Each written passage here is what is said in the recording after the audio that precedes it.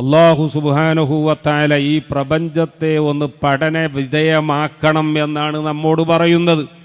അലം തറ അന്നല്ലാഹ അൻസല മിനസ് സമായി മാഅൻ.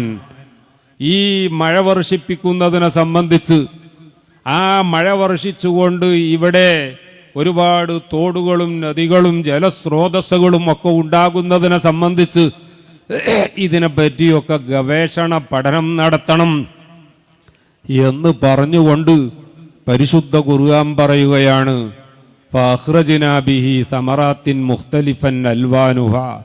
എന്തൊക്കെ കളറുള്ള പഴങ്ങളാണ് അല്ലാഹു തആല നിങ്ങൾക്ക് ഈ ഭൂമിയിൽ ഉൽപ്പാദിപ്പിച്ചു തന്നത്. അതുപോലെ തന്നെ നിങ്ങളുടെ ജോഗ്രഫിക്കലായ നേച്ചർ നിങ്ങളൊന്ന് പരിശോധിച്ചു നോക്കൂ.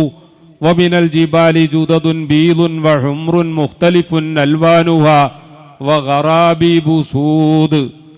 കരിമ്പാറകൾ കാണാം, ചമ്മൺപാതകൾ കാണാം. അതുപോലെ തന്നെ പ്രിയപ്പെട്ടവരെ, നല്ല സുന്ദരമായ മാർഗങ്ങൾ, വഴികൾ മലയോര മേഖലകളിൽ പോലും അല്ലാഹു തആല നിങ്ങൾക്ക് സഞ്ചാരയോഗ്യമാക്കി തന്നു. ഈ വൈവിധ്യം നിങ്ങൾ ഉൾക്കൊള്ളണം. പഴങ്ങളിലെ വൈവിധ്യം നിങ്ങൾ ഉൾക്കൊള്ളണം, പ്രകൃതിയിലെ വൈവിധ്യം നിങ്ങൾ ഉൾക്കൊള്ളണം എന്ന് പറഞ്ഞുകൊണ്ട് തൊട്ടടുത്ത ആയത്തിൽ അല്ലാഹു തആല പറയുകയാണ്, വമിനൻ നാസി വദ്ദവാബി വൽഅൻആമി മുഖ്തലിഫുൻ അൽവാനുഹു കദാലിക്. ഇനി മനുഷ്യർ ചൈനക്കാരുടെ ആകൃതിയും ഇന്ത്യക്കാരുടെ ആകൃതിയും പരിശോധിച്ചാൽ, യൂറോപ്യനെയും അമേരിക്കക്കാരനെയും ഏഷ്യൻ വംശജനെയും താരതമ്യം ചെയ്താൽ, ഈ മനുഷ്യന്മാർക്കൊക്കെ ഇടയിൽ എന്തെല്ലാം വൈവിധ്യങ്ങളുണ്ട്. ഈ വൈവിധ്യമൊക്കെ ഒന്നാക്കി ഒരു യൂണിഫോം ഹ്യൂമൻ ബീയിങ്, നമ്മൾ യൂണിഫോം സിവിൽ കോഡ് എന്നൊക്കെ ഇങ്ങനെ കേട്ടുവരുന്നുണ്ടല്ലോ, അതേമാതിരി മനുഷ്യരെ ഒന്നായിട്ട് ഒന്നാക്കണം. രാജ്യത്തിന് ഒരു മതം മതി, രാജ്യത്തിനൊരു ഭാഷ മതി, രാജ്യത്തിന് ഒരേ ഒരു സമയത്ത് ഇലക്ഷൻ മതി എന്നൊക്കെ മുദ്രാവാക്യം മുഴക്കുന്ന ആളുകളുണ്ട്. അതേപോലെ ഈ മനുഷ്യന്മാരെ ഒന്നാക്കണം എന്ന് ആരെങ്കിലും ആഗ്രഹിച്ചാൽ അതൊന്നും തന്നെ നടക്കാൻ പറ്റുന്നതല്ല. കാരണം ഈ വൈവിധ്യമൊക്കെ സൃഷ്ടാവ് ലോകത്തിന് കൽപ്പിച്ചു നൽകിയതാണ്. ജാതി, മത, വർഗ, വർണ്ണ, ദേശ, ഭാഷ, ലിംഗ വ്യത്യാസങ്ങൾ, ഈ വ്യത്യാസങ്ങൾ അഖിലവും പ്രപഞ്ചത്തിന്റെ സൃഷ്ടാവ് ഈ പ്രപഞ്ചത്തിന് നിർബന്ധിച്ച് കൽപ്പിച്ചു നൽകിയതാണ്. ഇത് ഇല്ലാതെയാക്കാൻ ഏത് പാർട്ടി, ഏത് രാജ്യത്ത് അധികാരത്തിൽ വന്നാലും സാധിക്കുകയില്ല എന്ന് പറഞ്ഞ അല്ലാഹു സുബ്ഹാനഹു വ തആല തുടർന്ന് പറയുന്ന കാര്യം, ഇന്നമാ യഖ്ഷല്ലാഹ മിൻ ഇബാദിഹിൽ ഉലമാ. പ്രപഞ്ചത്തിലെ ജന്തുക്കളിലെ, ജീവജാലങ്ങളിലെ, മലനിരകളിലെ, അതുപോലെ തന്നെ ജലസ്രോതസ്സുകളിലെ, പ്രപഞ്ചത്തിലഖിലം ഉള്ള നിലനിൽക്കുന്ന ഈ വൈവിധ്യങ്ങളൊക്കെ മനസ്സിലാക്കിക്കൊണ്ട് പെരുമാറാനും പ്രവർത്തിക്കാനും ജീവിക്കാനും കഴിയുന്ന യഥാർത്ഥ അറിവുള്ള യഥാർത്ഥ ജ്ഞാനിക്ക് മാത്രമേ യഥാർത്ഥ ഖശിയത്തുല്ലാഹ്, അല്ലാഹുവിനെ ഭയപ്പെടാൻ സാധിക്കുകയുള്ളൂ എന്ന് പരിശുദ്ധ ഖുർആൻ പറഞ്ഞിട്ടുണ്ടെങ്കിൽ കിതാബ് നന്നായി ഓതണം, ശാസ്ത്രം നന്നായി പഠിക്കണം, സ്കൂളിൽ പറഞ്ഞയക്കണം, വിദ്യാഭ്യാസപരമായി ഉയരണം. അങ്ങനെ എത്രമാത്രം ഉയരുന്നുവോ അതിനനുസരിച്ച് പ്രിയപ്പെട്ടവരെ ഈ പ്രപഞ്ചത്തിന്റെ രഹസ്യങ്ങൾ മനസ്സിലാക്കി, ഈ പ്രപഞ്ചത്തിന്റെ ഉള്ളിൽ പ്രപഞ്ച സൃഷ്ടാവ് സജ്ജീകരിച്ചിരിക്കുന്ന, ആസൂത്രണം ചെയ്തിരിക്കുന്ന ആ വിശാലമായ ലോകത്തെ മനസ്സിലാക്കി സൃഷ്ടാവിനെ കണ്ടെത്തുന്നവൻ ആരോ, അങ്ങനെ അല്ലാഹുവിനെ ഭയപ്പെടുന്നവൻ ആരോ, അയാളാണ് യഥാർത്ഥ ദൈവഭക്തിയുള്ളവൻ. അല്ലാതെ ഒരു പക്ഷേ ഖബറിലെ ശിക്ഷ മാത്രം കേട്ടുകൊണ്ട്, അല്ലെങ്കിൽ നരകത്തിലെ മാലിക് റളിയല്ലാഹു അൻഹു നരകം കാക്കാൻ നിയോഗിക്കപ്പെട്ട മലക്കാണ്, ആ മലക്കിന്റെ ഇഖ്സൗ, ഷട്ടപ്പ് എന്ന് പറയുന്ന വാണിംഗ് കേട്ട് അതുകൊണ്ട് പേടിച്ചാൽ പോരാ, മറിച്ച് പ്രപഞ്ചത്തിന്റെ രഹസ്യങ്ങൾ മനസ്സിലാക്കി, ഈ പ്രപഞ്ചത്തെ സൃഷ്ടിച്ച സൃഷ്ടാവിനെ മനസ്സിലാക്കി, ആ സൃഷ്ടാവിന്റെ നിയമമാണ് മനുഷ്യ നിർമ്മിത നിയമങ്ങളെക്കാൾ നമ്മൾ അംഗീകരിക്കാൻ ബാധ്യസ്ഥരായിട്ടുള്ളത് എന്ന ബോധം വരുമ്പോഴേ ശരിയായ ഖശിയത്തുല്ലാഹ് ഇതുണ്ടാവുകയുള്ളൂ എന്ന പരിശുദ്ധ ഖുർആൻ പറഞ്ഞു. 105 വർഷം ദർസ് നടത്തിയ ഒരു വലിയ പണ്ഡിതനെ ഈ അവസരത്തിൽ ഞാൻ ഇവിടെ അനുസ്മരിക്കുകയാണ്. നമ്മുടെ ഉസ്താദ് 40 വർഷം ദർസ് നടത്തിയതിൻ്റെ പേരിൽ നമ്മൾ ആദരിക്കുകയാണ്. വളരെ നല്ല കാര്യമാണ് ഈ മഹല്ലിൽ എടുത്ത തീരുമാനം എന്നൊന്നുകൂടി ഞാൻ ഊന്നിപ്പറഞ്ഞുകൊണ്ട് 105 വർഷം ദർസ് നടത്തിയ ഒരു വലിയ മുദരിസുണ്ടായിരുന്നു. ആ മുദരിസിന്റെ പേരെന്താണെന്നറിയാമോ നിങ്ങൾക്ക്? മുഹമ്മദ് ബിൻ ഇസ്മായിൽ. ഇമാം ബുഖാരി തങ്ങളല്ല, മുഹമ്മദ് ബിൻ ഇസ്മായിൽ എന്ന് തന്നെയാണ് ഇമാം ബുഖാരി തങ്ങളുടെ പേരും. ഞാൻ പറയുന്ന മുഹമ്മദ് ബിൻ ഇസ്മായിൽ എന്ന് പറഞ്ഞാൽ അബുൽ ഹസൻ മുഹമ്മദ് ബിൻ ഇസ്മായിൽ അസ്സാമറായി എന്ന് പറയുന്ന ഇറാഖിലെ ആദ്യകാല പണ്ഡിതന്മാരുടെ കൂട്ടത്തിൽ വളരെ പ്രശസ്തനാണ്. അദ്ദേഹത്തിന്റെ പ്രശസ്തിക്ക് ഒരു ഉദാഹരണം മാത്രം പറഞ്ഞാൽ മതി.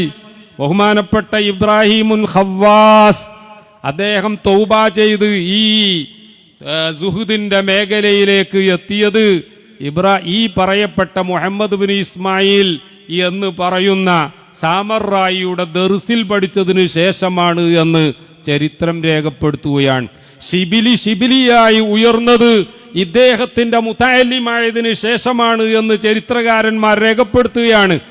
ഈ ഉസ്താദിന് ഈ വലിയ സ്ഥാനം ലഭിച്ചത് സരിയുസിഖത്തിയുമായുള്ള നിരന്തര ബന്ധം കാരണമാണ് എന്നും ചരിത്രകാരന്മാർ രേഖപ്പെടുത്തുകയാണ്. 105 വർഷം ദർസ് നടത്തണം എങ്കിൽ അദ്ദേഹം എത്ര കാലം ജീവിച്ചിട്ടുണ്ടാകും? അതെ, ഹിജ്റ 202 ജനിച്ച് 322 പ്രിയപ്പെട്ടവരെ അദ്ദേഹം വഫാത്താകുന്നത് എന്ന് പറഞ്ഞാൽ 120 വർഷം ബഹുമാനപ്പെട്ടവർ ജീവിക്കുകയുണ്ടായി. 15ാമത്തെ വയസ്സിൽ ദർസ് ആരംഭിച്ച അദ്ദേഹം അവസാനം തന്റെ 120ാമത്തെ വയസ്സിൽ മരിക്കുമ്പോൾ അദ്ദേഹം ദർസ് മേഖലയിൽ 105 വർഷം പൂർത്തിയാക്കിയിരുന്നു. ശിഷ്യൻ പറയുന്ന ഒരു സംഭവം മാത്രം ഉദ്ധരിച്ച് ഞാൻ ഇവിടെ അവസാനിപ്പിക്കാൻ ആഗ്രഹിക്കുകയാണ്. അദ്ദേഹത്തിന്റെ ശിഷ്യൻ പറയുകയാണ്, ഒരു ദിവസം മഗ്രിബിന്റെ സമയം ബാങ്ക് കൊടുത്തു. ബാങ്ക് കൊടുക്കുന്നത് അദ്ദേഹം കേൾക്കുന്നുണ്ട്. പക്ഷേ നിസ്കരിക്കാൻ തുടങ്ങുന്നതിന് മുമ്പ് ചെറിയ ഒരു അബോധാവസ്ഥയിൽ ബഹുമാനപ്പെട്ട മുഹമ്മദ് ബിൻ ഇസ്മായിൽ അസ്സാമറായി ചെറിയ ഒരു ഗൈബൂബത്തിലേക്ക്, ഒരു ചെറിയ അബോധാവസ്ഥയിലേക്ക് പോയി. പക്ഷേ ഏതാനും നിമിഷങ്ങൾക്ക് ശേഷം അദ്ദേഹം തന്റെ അബോധാവസ്ഥയിൽ നിന്ന് ഉണർന്നു. ഉണർന്നതിന് ശേഷം അദ്ദേഹം അതാ തന്റെ ശിഷ്യന്മാർ കൂടിയിരിക്കുന്ന മജ്ലിസാണ്. അവിടെ നിന്ന് വീടിന്റെ ഒരു മൂലയിലുള്ള വാതിൽക്കലേക്ക് നോക്കിക്കൊണ്ട് പറയുകയാണ്, ഖലീലൻ, വെയിറ്റ് ഫോർ എ വൈൽ, അല്പസമയം അവിടെ വെയിറ്റ് ചെയ്യൂ. ശിഷ്യന്മാരൊക്കെ നോക്കി, ഉസ്താദ് ആരോടാണ് അല്പസമയം വെയിറ്റ് ചെയ്യണം എന്ന് പറയുന്നത്? ആരെയും കാണാനില്ല. തുടർന്ന് ഉസ്താദ് പറയുകയാണ്, ഇന്നമാ ഉമിർത ബിഹി ഫലാ യഫൂതുക്, നിങ്ങളോട് എന്ത് കാര്യമാണോ കൽപ്പിക്കപ്പെട്ടത് അതൊരിക്കലും ഫൗത്താകുന്ന പ്രശ്നമില്ലല്ലോ. വ അമ്മാ മാ ഉമിർതു ബിഹി അനാ ഫഖദ് യഫൂത്, എന്നോട് കൽപ്പിക്കപ്പെട്ട കാര്യം അതൊരു പക്ഷേ ഫൗത്തായേക്കാം. അതുകൊണ്ട് നിങ്ങൾ അല്പം വെയിറ്റ് ചെയ്യണം. ആരോടാ ഈ സംസാരിക്കുന്നത്? ശിഷ്യന്മാർ അത്ഭുതപ്പെട്ടു, അവർക്കൊന്നും മനസ്സിലാകുന്നില്ല. മഹാനവറുകൾ വുളു ചെയ്ത് നിസ്കരിച്ചു. നിസ്കരിച്ചതിന് ശേഷം ഖിബിലയിലേക്ക് തിരിഞ്ഞ് ഒരു മയ്യിത്ത് എങ്ങനെയാണോ കിടത്തപ്പെടുന്നത് അതുപോലെ സ്വന്തമായി അങ്ങ് കിടന്ന് കണ്ണുപൂട്ടി കലിമത്തു ഷഹാദത്തു ഉറക്കെ ചൊല്ലുകയാണ്. പ്രിയപ്പെട്ടവരെ, ഏതാനും നിമിഷങ്ങൾക്കകം ബഹുമാനപ്പെട്ട മുഹമ്മദ് ബിൻ ഇസ്മായിൽ അസ്സാമറായി ഈ ലോകത്തോട് വിട പറയുകയാണ്. ആ നേരത്താണ് ശിഷ്യന്മാർക്ക് മനസ്സിലായത്, അല്പസമയം വെയിറ്റ് ചെയ്യണം. നിങ്ങളോട് കൽപ്പിക്കപ്പെട്ട കാര്യം എന്തായാലും നിങ്ങൾ ചെയ്തേ അടങ്ങൂ, അത് നഷ്ടപ്പെടൂല. എന്നാൽ എന്നോട് കൽപ്പിക്കപ്പെട്ട നിസ്കാരം അതൊരു പക്ഷേ ഫൗത്താകാൻ സാധ്യതയുണ്ട്, അതുകൊണ്ട് വെയിറ്റ് ചെയ്യണം എന്ന് പറഞ്ഞത് മലക്കുൽ മൗത്ത് അസ്രായീൽ അലൈഹിസ്സലാം. ആ മലക്കിനോടായിരുന്നു. ശിഷ്യന്മാർ പിന്നീട് ചർച്ച ചെയ്യുകയാണ്, മുഹമ്മദ് ബിനു ഇസ്മായിൽ സാമറായി ഈ മഹാമനുഷ്യൻ ഈ ഒരവസ്ഥയെ എത്തിച്ചത് എന്തുകൊണ്ടാണ്? അവിടെയാണ് ശിഷ്യന്മാർ ഗുരുവിന് ഏറ്റവും വലിയ ആദരവ് നൽകുന്നത്, വലിയ സർട്ടിഫിക്കറ്റ് നൽകുന്നത്. ഞങ്ങളുടെ ഗുരുവിൻ്റെ ചരിത്രം അറിയണോ ജനങ്ങളെ നിങ്ങൾക്ക്? ഞങ്ങളുടെ ഗുരു ഒരിക്കൽ ഹജ്ജിന് ഒറ്റക്ക് യാത്ര പോവുകയാണ്. അദ്ദേഹത്തിൻ്റെ ശരീരത്തിൻ്റെ കളറ് വളരെ കറുത്തിട്ടാണ്. അദ്ദേഹത്തിന് സൗന്ദര്യം തീരെയില്ല. കാഴ്ചയിൽ തന്നെ ഒരു ഫക്കീറാണ് എന്ന് ആർക്കും തോന്നും.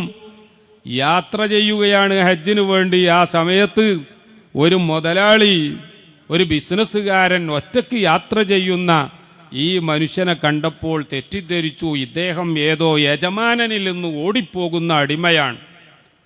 ഇദ്ദേഹം ചെന്നുകൊണ്ട് ചോദിച്ചു, നീ അടിമയല്ലേ? ആ ഉസ്താദ് പറഞ്ഞു, അതെ ഞാൻ അടിമയാണ്. നീ നിന്റെ യജമാനനിൽ നിന്ന് ഓടിപ്പോവുകയല്ലേ? അതെ ഞാൻ യജമാനനിൽ നിന്ന് ഓടിപ്പോവുകയാണ്.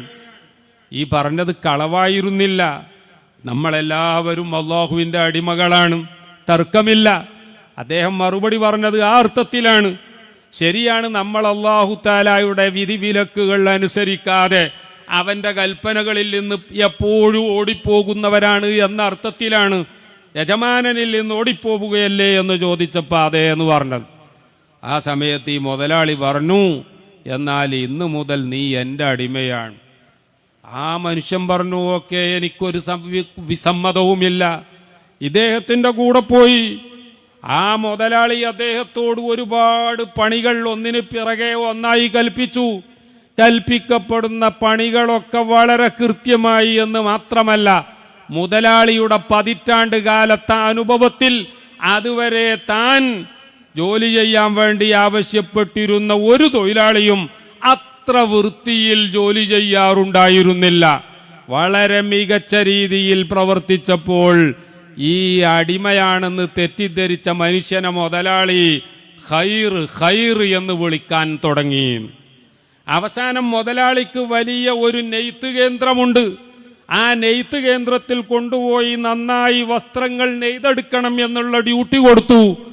അക്കാലം വരെ ഇറാഖിൽ ഒരു നെയ്ത്ത് ശാലയിൽ നിന്നും നെയ്തെടുക്കുന്ന വസ്ത്രത്തെ പോലെയല്ല, അതിനേക്കാൾ ബ്യൂട്ടിഫുള്ളായ, അതിനേക്കാൾ നല്ല മികച്ച വസ്ത്രം ഇദ്ദേഹം നെയ്തുണ്ടാക്കാൻ തുടങ്ങി. ആ സമയത്ത് മുതലാളി അദ്ദേഹത്തിന് ഖൈർ എന്ന പേരിലേക്ക് ഒരു കഷ്ണവും കൂടി കൂട്ടി ഖൈറുൻ നസ്സാജ് എന്ന പേര് നൽകി. പ്രിയപ്പെട്ടവരെ, മുതലാളി പറയുന്ന സമയത്തൊക്കെ ഭംഗിയായി ജോലി ചെയ്തു. അല്ലാത്ത സമയങ്ങളിലൊക്കെ അള്ളാഹുവിൻ്റെ ഇബാദത്തിൽ മുഴുകി. ആളുകളെ കിട്ടുമ്പോൾ അവർക്ക് ഇൽമു പഠിപ്പിച്ചു കൊടുത്തു.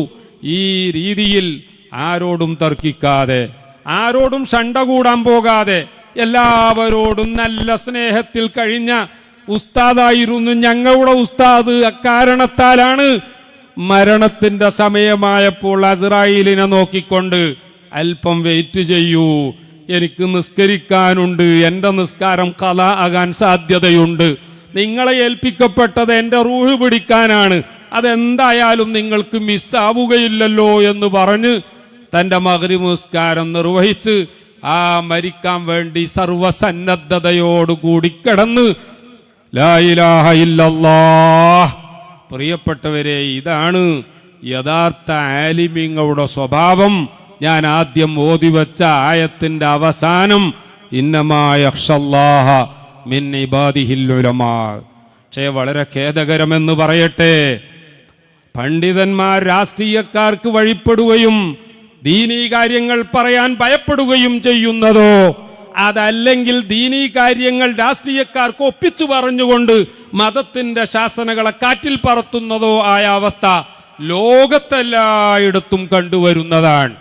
ഇതിനപവാദമായി വളരെ കുറഞ്ഞ ആലിമീങ്ങളെ ലോകത്തിന്റെ പല ഭാഗങ്ങളിലും ഉള്ളൂ എന്ന വസ്തുത നമ്മൾ മനസ്സിലാക്കണം.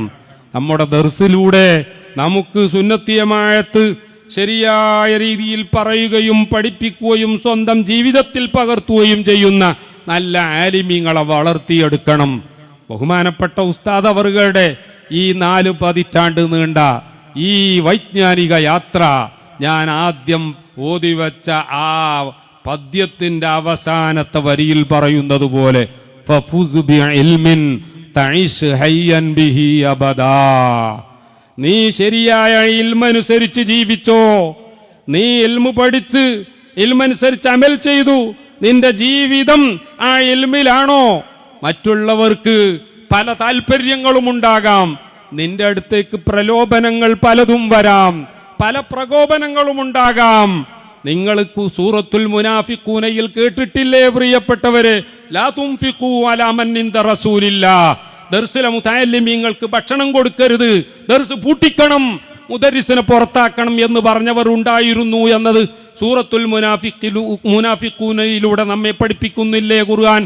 എന്നാൽ അത്തരം വിഷയങ്ങൾക്കൊന്നും വശം വദരാകാതെ ഫഫുസ് ബിഇൽമിൻ തഈശ് ഹയ്യൻ ബിഹി അബദാ, നല്ല ആലിമീങ്ങളുടെ ഇസ്സത്ത് അനുസരിച്ച് നീ ജീവിച്ചാൽ നീ മരിച്ചാലും ജീവിച്ചിരിക്കും. ഫന്നാസു മൗതാ ഫന്നാസു മൗതാ, ജനങ്ങൾ മുഴുവൻ ആ മൗത്തയാണ്.